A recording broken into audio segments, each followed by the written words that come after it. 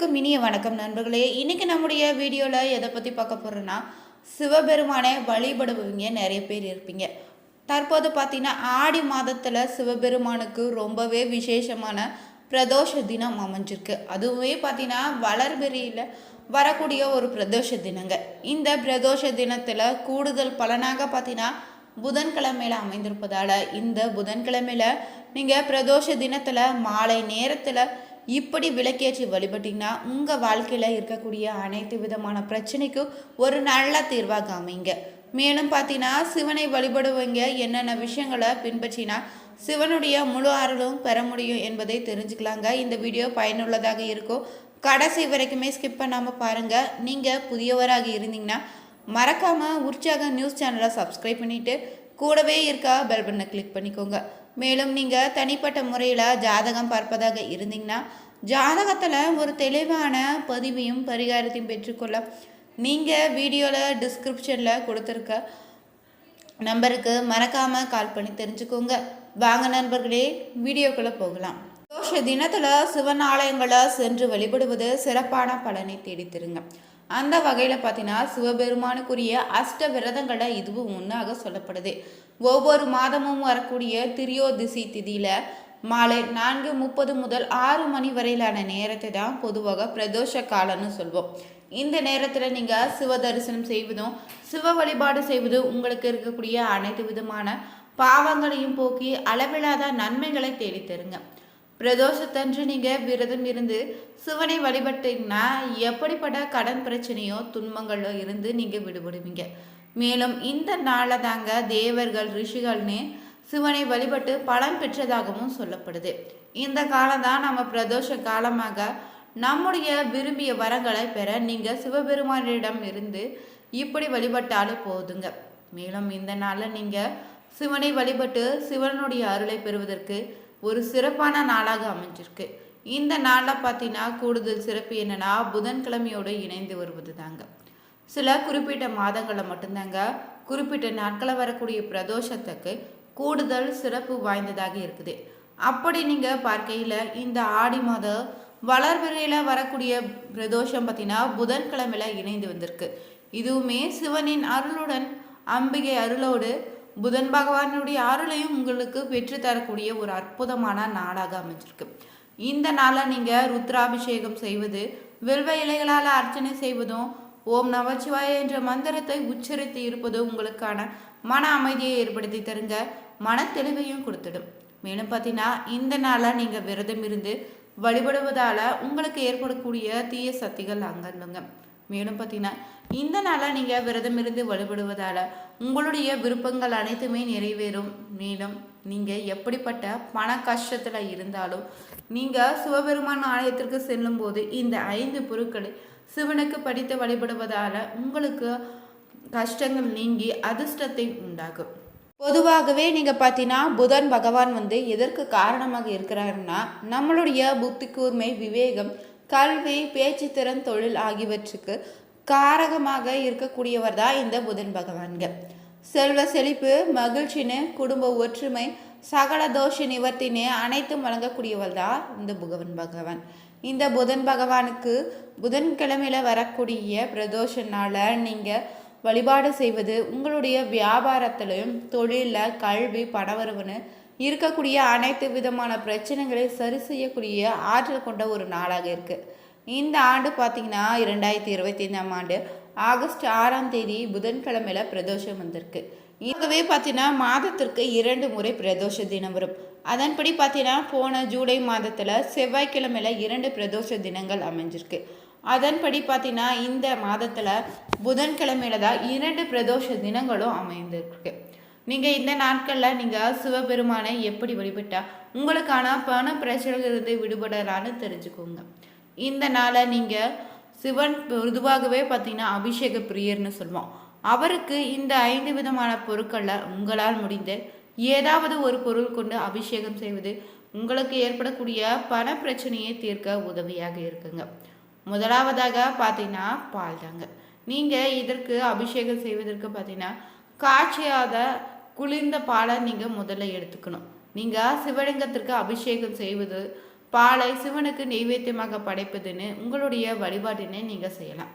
பால் பார்த்தீங்கன்னா ரொம்பவே தூய்மையும் மிகுதியான அடையாளமாக நம்ம ஒரு மங்களமான பொருளாக தான் நம்ம பார்க்குறோம்.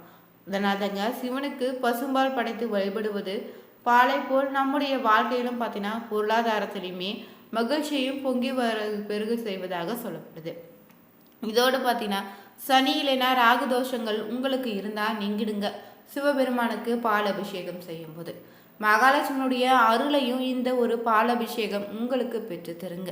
உங்களுடைய கர்ம வினைகளில் ஏற்படக்கூடிய பிரச்சனைகள் அனைத்துமே தீர்த்திடும். அடுத்தபடியாக பார்த்தீங்கன்னா சிவபெருமானுக்கு உரிய இடைதாங்க இந்த வில்வ இலை. வில்வ இலையை கொண்டு நீங்கள் அர்ச்சனை செய்வது உங்களுக்கு சிறப்பான பலன்களை ஏற்படுத்தி தருங்க. புதிதாக பறித்த தேகமே இல்லாத சுத்தமான வில்வ இலையை நீங்கள் கொண்டு தான் ஓம் நமச்சிவாய மந்திரத்தை சொல்லியபடியே நீங்கள் சிறப்பு பூஜை செய்து சிவபெருமானை வழிபடணும். இப்படி நீங்கள் வழிபடுவதன் மூலம் பார்த்தீங்கன்னா முன்னாடி காலத்தில் நீங்கள் செய்த பாவங்களை இருந்து மட்டும் இல்லைங்க, உங்களுடைய கர்ம வினைகளால் ஏற்படக்கூடிய தடைகள் அனைத்துமே போக்கிடுங்க. மேலும் உங்களுடைய பொருளாதார நிலைத்தன்மையை ஏற்படுத்திடும். வில்வ இலையில் பார்த்தீங்கன்னா தெய்வீகத்தன்மை நிறைந்தே இருக்குது. இது பொருளாதார பிரச்சனைகளை தீர்த்து தெய்வீக அருளை உங்களுக்கு பெற்று தருங்க. அடுத்தபடியாக பார்த்தீங்கன்னா சிவனுக்கு மிகவும் பிடித்த சந்தனத்தால் நீங்கள் அபிஷேகம் செய்வது தாங்க. சிவலிங்கத்துக்கு நீங்கள் சந்தன காப்பு இட்டு வழிபடுவது சிறப்பான பலன்களை தேடித்தரும். சிவபெருமானுடைய மனதை இதை குளிர செய்யுங்க.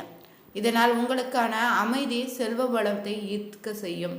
இது மிகவும் மங்களகரமான ஒரு பொருளாக இருப்பதால் உங்களுக்கு அளவில்லாத பலன்களை தேடித்தருங்க. சந்தனம் பொதுவாகவே பார்த்தீங்கன்னா தூய்மை குளிர்ச்சியை தரக்கூடியதாக இருக்குது. நீங்கள் இதை கொண்டு சிவனுக்கு அபிஷேகம் செய்வது, சந்தனத்தை நீங்கள் தினமுமே பயன்படுத்துவது பார்த்தீங்கன்னா உங்களுக்கான மன அழுத்தத்தையும் கடன்கள் தொழில் ரீதியான இழப்புகளை குறைத்திடுங்க. மேலும் பார்த்தீங்கன்னா பொருளாதார விஷயத்தில் தெளிவான பாதையும் வெற்றியும் உங்களுக்கு ஏற்படுத்தி கொடுத்துடுமா. பொதுவாகவே நெற்றியில் நீங்கள் சந்தனம் வைக்கக்கூடிய ஒரு பழக்கத்தை ஏற்படுத்தி கொள்வது உங்களுக்கான நல்லவிதமான மாற்றத்தை ஏற்படுத்தி தருங்க. அடுத்தபடியாக பார்த்தீங்கன்னா சிவன் கோவிலுக்கு நீங்கள் செல்லும்போது அரிசியை தானமாக கொடுப்பது சிறப்பான பலனை ஏற்படுத்தி தரும். உடையாத பச்சரிசி நீங்கள் இந்த ஒரு அபிஷேகத்திற்கு பயன்படுத்திக்கோங்க.